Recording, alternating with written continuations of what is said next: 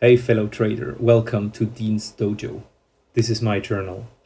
It's the 2nd of September. I could only watch the market and trade from market open to 5 o'clock, so that's 1.5 hours. And then I had to teach a bit. So let's see, on the 2K tick chart, you would just see, what I saw is, forget this channel, forget this for a moment. I thought, okay, big move up, second move up. Could be a new high, but it's all pretty strong looking, right? But then, of course, this second entry long on the 2K tick chart would be pretty much a no-brainer, I think. Even though I'm not so sure about the bigger pattern here. Like, yeah, I know overnight it can cut through some bodies sometimes, so probably that's okay. MAC has it from this low, like that. It's very convincing. Honestly, that's convincing. So second entry long for sure, worth to take a chance.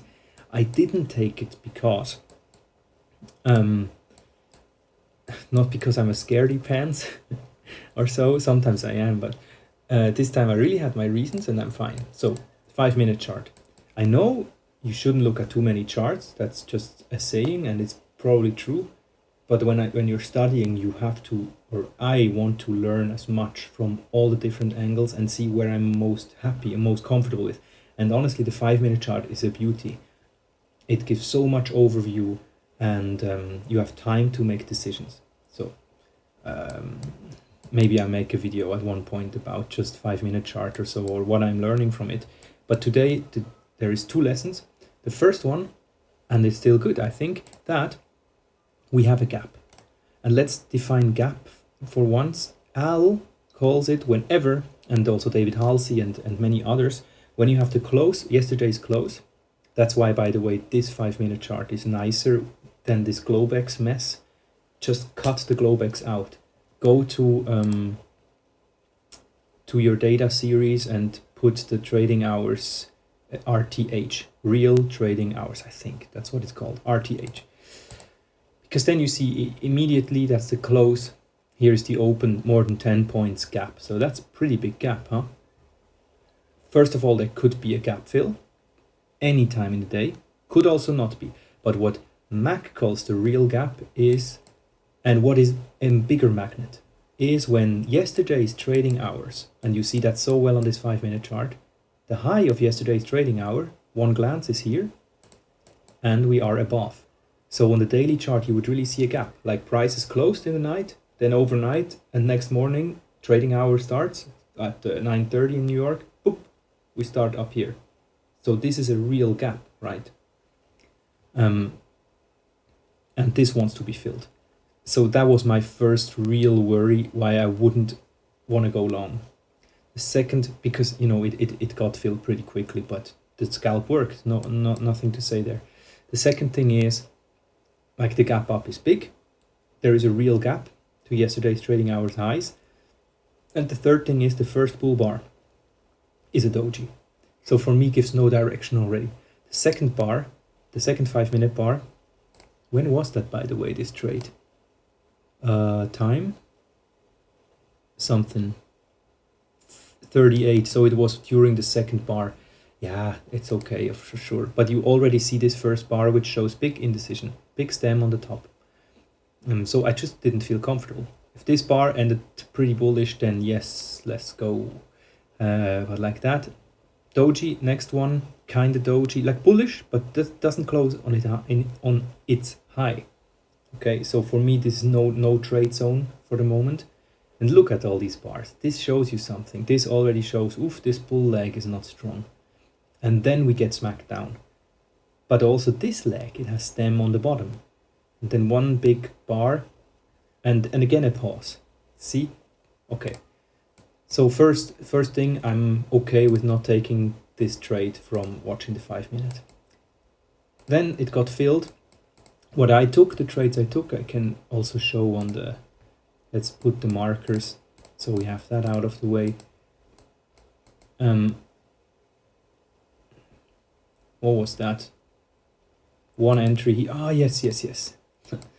This I tried to play my indicator. Again, I know this RSI indicator, this is just an experiment of me.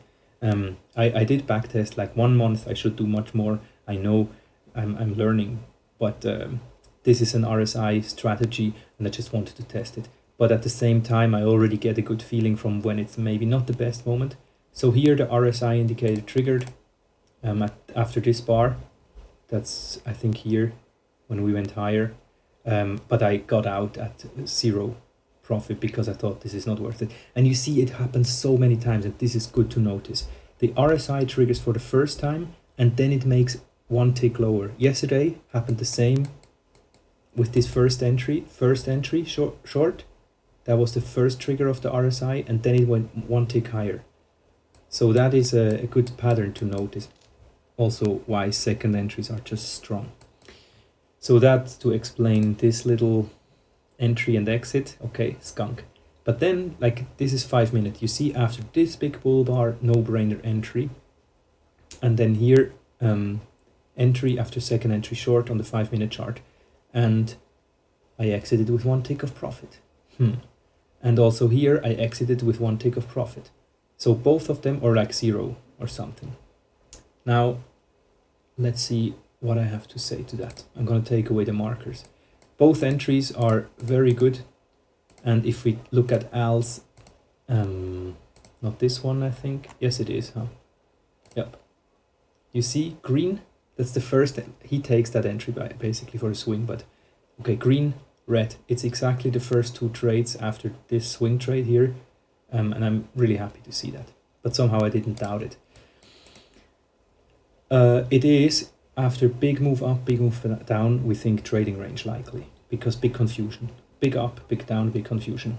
It is the second time it wanted to reverse down below yesterday's high. You could also say the second bounce, with this bullish bar being the first one, and that's the second. And it's a huge bullish bar, shaved, top and bottom, no stems, perfect bar. So, and it is still in the bottom or just in the middle of the trading range. Could be potentially bottom third, so I'm fine with that. Buy low, sell high, scalp, and that's the big lesson of the day. Scalp, which means you should not only wait maybe for an adverse signal, but you should not swing, you should not plan to swing the whole position.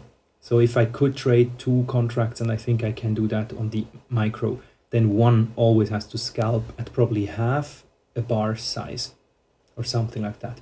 Or I could just take 2 points, as always, just take 2 points. And that would have worked here. There is some little nice, beautiful detail about this. Why this bar went down exactly to here. And also why my stop didn't get hit. But that's too much for now. Here, low 2. That's classic trading range. We have one leg up, bullish leg. Don't go short here because strong bull bars, you expect another leg up or sideways to up. We got another one, and then we have an inside bar. And that's why I went out from this trade, because I wanted to swing, right? So here I needed to get out of this trade and just reversed. And here, again, same lesson, scalp. I wanted to hold the whole thing for a swing, for a breakout, but here's the EMA even. And do you see this reaction? It's because of the EMA. It's a no-brainer. And because of the open. One word to the 2K tick chart. I don't know, there is for me nothing to take here. Like a ledge, I don't. Only because it's a million touches here. It's not my setup. It's not the 3 pushes lower. So I just leave that alone. And then one word to channels. Because these big channels, I often had that the broader channels can be very misleading. Why? Like this channel could be in play, right? Look, 1, 2, 3 million touches, 1 million and 1 touch. Here it breaks and makes, it doesn't make a new high, so it would like confuse you. You would probably even take this second entry long here. I wanted to. But I was already in the short trade from the 5 minute chart, luckily, here. So I don't know about these huge channels. They often, because if you wiggle a little bit down here, it has such a huge effect up here. Here then you could say, oh yeah, it still touches twice, and here third time. This is experience for sure, but what I tend to see is that these huge channels, they don't help you that much. Okay, and then I had to leave, so I won't talk about the rest. this is a classic lower high major trend reversal, and that's a no-brainer. If I sat here, this is the entry of the day. That's it. Just one little detail to end. The open of the day, and this you can also mark on the 2K tick chart. The open somewhere here, it's like a magnet.